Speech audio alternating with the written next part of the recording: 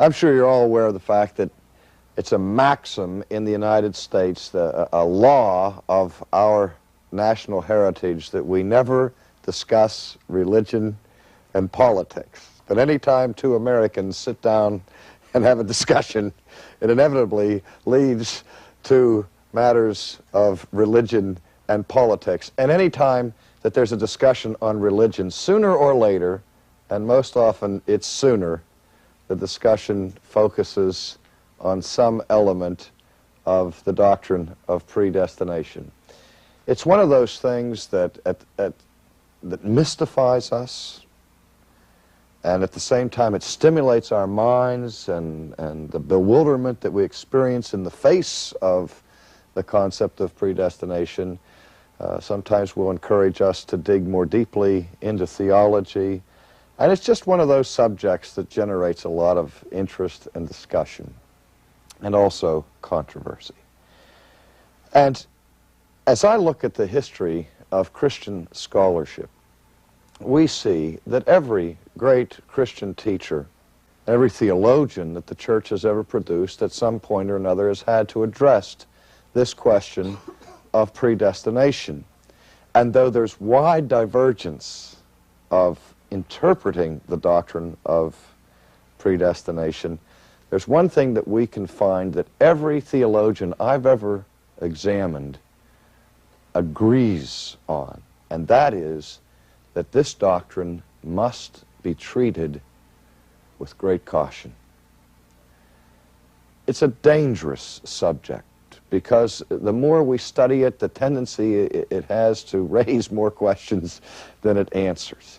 And I'm convinced that of all of the doctrines that we struggle with in Christendom, there's none that is more shrouded in misunderstanding and confusion than the doctrine of predestination. So that in itself calls for a certain kind of sober caution as we approach this subject. And I would add to the theologian's warning of caution that I think it's also a doctrine that requires us an extra measure of charity as we struggle with it, and that we need to be patient with each other and with those who differ from us in our views of this particular question. Because I said there's a lot at stake here, and feelings can run very high when we discuss the matter of predestination, and we ought to be careful to manifest the fruit of God's Holy Spirit among ourselves as we try to deal with it. Now, I've said all of that knowing it won't work. because once we plunge into this doctrine, who knows what's going to happen. Let me just say at the beginning, by way of introduction, I also ought to say this, that we're going to spend 6 periods of lecture on the subject, and that may seem like an awful lot of time devoted to one doctrine like predestination, but let me assure you at the outset that 6 lectures of approximately half an hour each one can't possibly do anything but skate over the surface of this.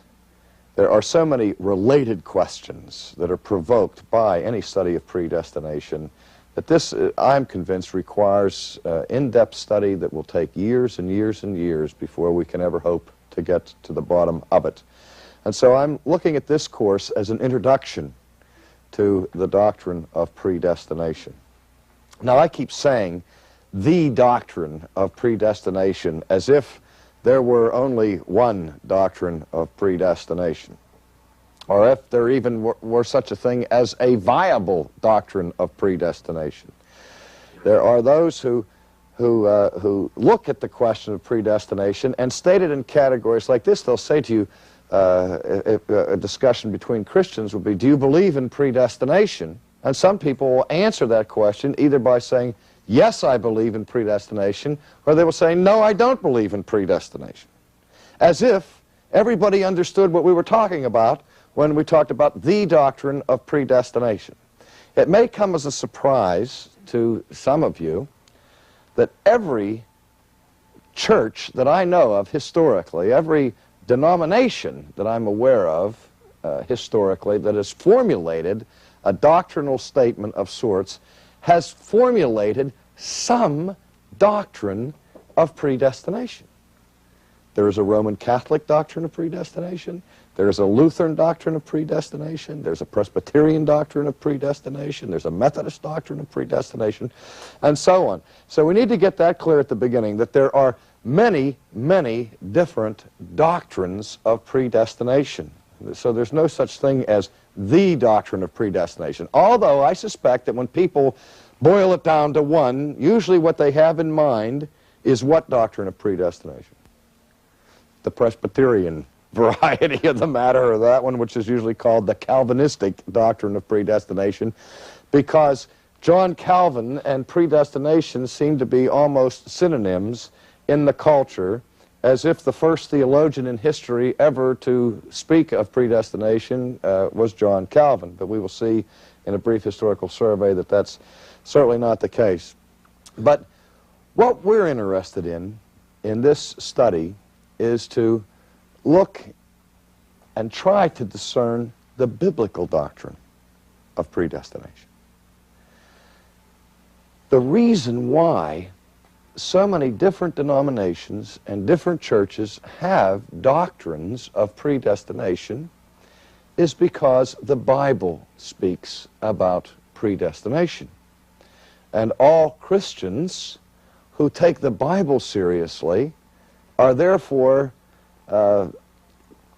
led to taking the concept of predestination seriously, because it's a concept and a word that we find in the New Testament.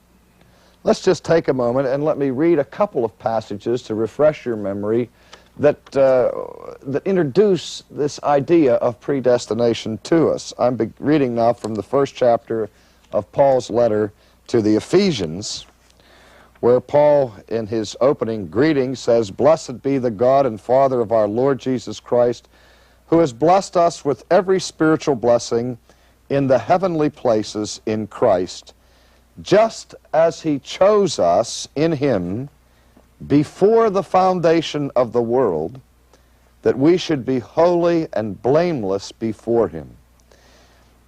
In love, he predestined us to adoption as sons through Jesus Christ to himself, according to the kind intention of his will." And then if we move on down the page in the first chapter of Ephesians, verse 11, "Also we have obtained an inheritance, having been predestined according to his purpose, who works all things after the counsel of his will." Now this, of course, is not the only place in the Bible that we encounter this concept of predestination, but I just read that passage so that everybody will see that the word predestination is a biblical word. And because it's a biblical word, all of those who have been diligent students of the Bible have tried to understand what the Bible means by divine predestination. Before we explore that closely, let me give a little bit more historical background. There are many, many, many, many different theologies to be found in the history of the Christian church, just as there are many denominations that we've already noted. But I think it's safe to say that there are three basic, generic types of theology, historically. And theologians speak of them in these general categories. One is what we call Pelagianism. The second is what we call Semi-Pelagianism. And the third is what we call Augustinianism. Now, the reason for this threefold designation of basic types of theology has its roots in the 4th century, when the church underwent a titanic struggle over many serious issues of theology. And the man who was recognized and usually acclaimed as the greatest theologian, at least of the first 1,000 years of Christian history, if not the greatest theologian of all Christian history, who defended the faith at that period, was, of course, St. Augustine. And his chief opponent in several debates at that period of Christian history was a monk by the name of Pelagius. And one of the critical things about which they debated was how important or necessary was the grace of God for human salvation. Pelagius was of the opinion that the grace of God assists human beings to be saved, but is in no way necessary. His fundamental assumption was that man, in his natural state, has within himself the capacity to keep the commandments of God to such a degree as to be redeemed without any help from divine grace.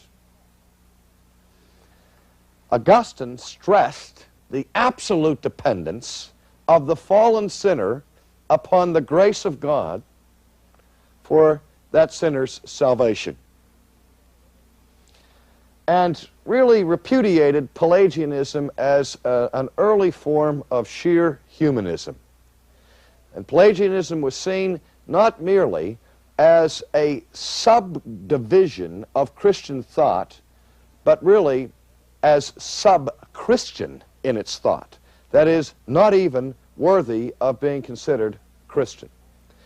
Now, when I say there are three basic trains of thought that have come down through the church historically, I agree with this setup here. I didn't invent this designation, but I agree with it. These are the three major generic types of theology that have influenced church history. And I see Pelagianism as the father of liberalism, Socinianism that came in the 16th century, liberalism in the 19th century.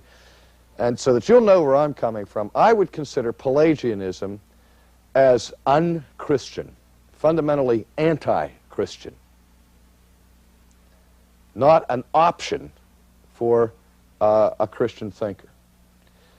Now, the debates that have gone on within the church between Semi-Pelagianism and Augustinianism, which reflected later on in later history between the Remonstrants in the 16th century and the Calvinists and so on, and the Methodists, these I would regard as debates within the household of faith. The arguments between Semi-Pelagianism and Augustinianism, Semi-Pelagianism says that man cannot be saved apart from the grace of God. But there is something man must do, even in his still fallen state, to cooperate with and assent to that grace of God before God will save him. That is to say, he can't be saved apart from grace, but it is left for man, in the final analysis, to either cooperate with God's grace or reject God's grace, and that becomes the convincing point of whether or not a person is saved or not saved. Augustinianism says that man is so seriously fallen that he is totally dependent upon the grace of God, even for his initial response to the gospel, even for the very cooperating and assenting to the gospel of Christ in the first place. And so you can see at the outset that the debate has its roots in the question of man's ability to respond to the gospel in his fallen state. And I would say, as we enter into any discussion of predestination, that lurking always behind the scenes of discussions on predestination is this fundamental debate right here between the Semi-Pelagians and the Augustinians. And I also need to warn you at the outset that I am persuaded of the Augustinian view of predestination. And I will be setting forth the Augustinian view of predestination in these seminars. I will be trying to explain it, to clarify misunderstandings that I think abound concerning it, and I will try to respond to objections that are brought to it from Semi-Pelagian brothers and sisters, and try to convince you and persuade you that the Augustinian view is the Pauline view, and consequently the biblical view, and therefore the right one. Okay. And, but, of course, not everybody believes that. Not everybody agrees with that. And I think, again, we have to be honest at the outset and recognize that some tremendously important Christian leaders who have had an enormous influence for good in the kingdom of God have not espoused the view that I will be setting forth in this seminar. Let me just draw the scorecard for you and try to be fair, broad-minded, and all that. And I'm going to list on this side of the board the theologians in church history who on this question of predestination, in my judgment, would fall into the camp of the Augustinian view. And then, to balance it off, I'll try to mention the names of the theologians who fall on the other side of the thing. So we'll look, first of all, on the pro side of the pro-Augustinian view. Now, remember, we haven't really defined the Augustinian view. This is still background. We'll get into what that view actually is. Those that follow Augustine in the doctrine of predestination would include, and this may surprise you, and this may even be challenged by some, but first let's put Augustine himself, since he did believe what he himself taught. So we'll put Augustine at the top of the list. Then I would say Augustine's perhaps most eminent disciple with respect to theology in general, and even these doctrines in particular. In my judgment, the man belongs on this side of the column, St. Thomas Aquinas. Francis Schaeffer, I can almost hear him screaming at me from heaven right now, because he would certainly not agree that Aquinas belongs in that category.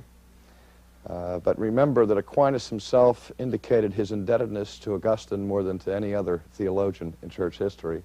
But since St. Thomas Aquinas is the supreme theologian of the Roman Catholic Church, and since contemporary Roman Catholic theology does not embrace the Augustinian view of predestination, Protestants generally make the assumption that therefore St. Thomas didn't either. But if you can challenge that if you want. I will leave that open to debate and discussion. The next man, there's no debate. The next man definitely belongs with Augustine, and he is the reformer's reformer, the man who most emphasized predestination in the 16th century, in the Reformation. And who was that? No, that wasn't John Calvin. John Calvin was his junior partner. The man who most adamantly defended the Augustinian view of predestination was Martin Luther. Now that comes as a surprise, because in the world today, Lutheranism lines up opposite Presbyterianism on this particular doctrine. That's because of a little quirk in church history, where shortly after Luther's death, the Lutheran body, under the leadership of Philip Melanchthon, took a different turn and did not follow Martin Luther in his articulation of the view of predestination.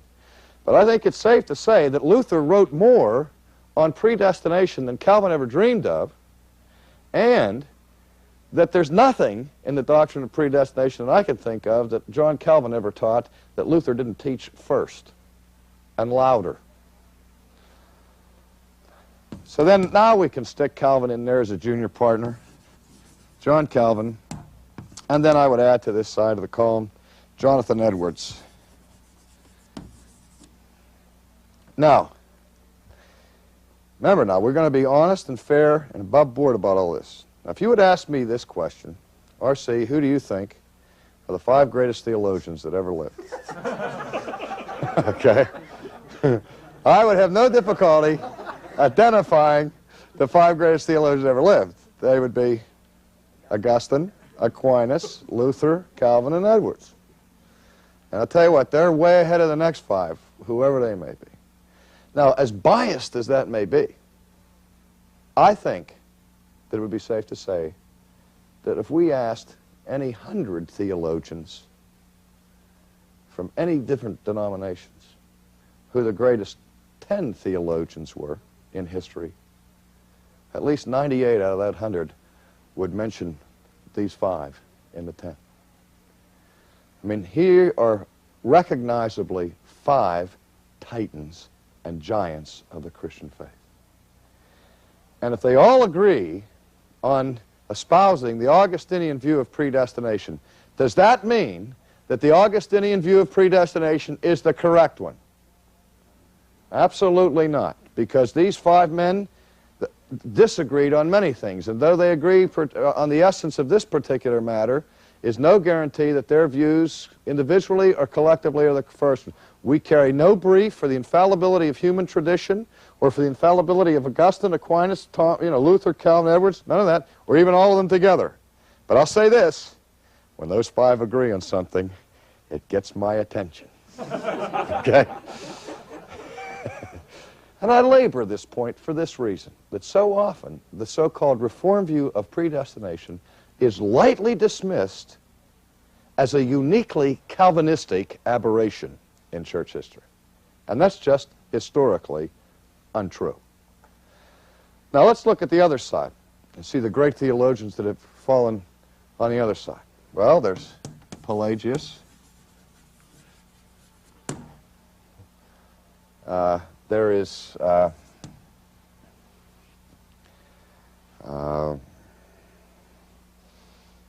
Erasmus. There was Finney. There was Wesley. And there was Arminius.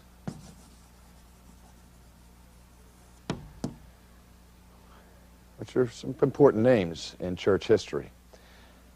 Now, I can hear somebody right now who's not persuaded of the Augustinian position screaming bloody murder in protest already, saying that's not fair to put those 5 up against those 5.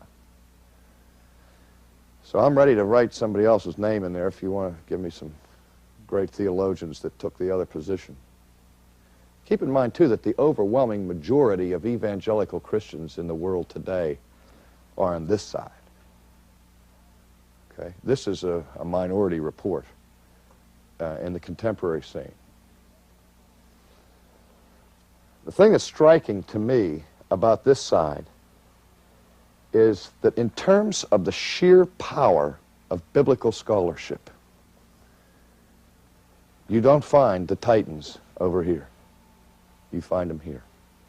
But maybe if we looked at contemporary scene, it'd be a little different. If I said pro-Augustinian view of predestination today, we would put in that, I won't take the time to write them down, but you would include, would we include on the pro side, we would include Francis Schaeffer and Gordon Clark and Cornelius Van Til and all these Presbyterian theologians, as well as some Anglican and Episcopalian people like J.I. Packer and Roger Nicole and people like that, Roger Nicole being Baptist, of course. On the other side, those who do not believe in the Augustinian view would have such people as Clark Pennock, John Warwick Montgomery, Norman Geisler from Dallas Theological Seminary. These are some very formidable leaders in the contemporary evangelical world who have not, Billy Graham, though not a theologian, nevertheless is a very important Christian leader who would fall on the non-Augustinian side, though I trust his wife Ruth would be in the right column.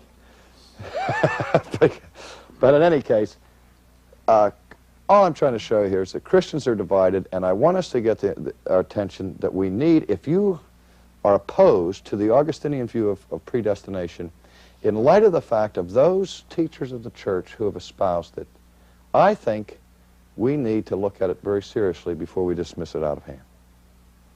I think they command enough respect that we should listen to what they have tried to teach the church on this point. All right, let's take a few minutes then to do some basic definitions. The word predestination in English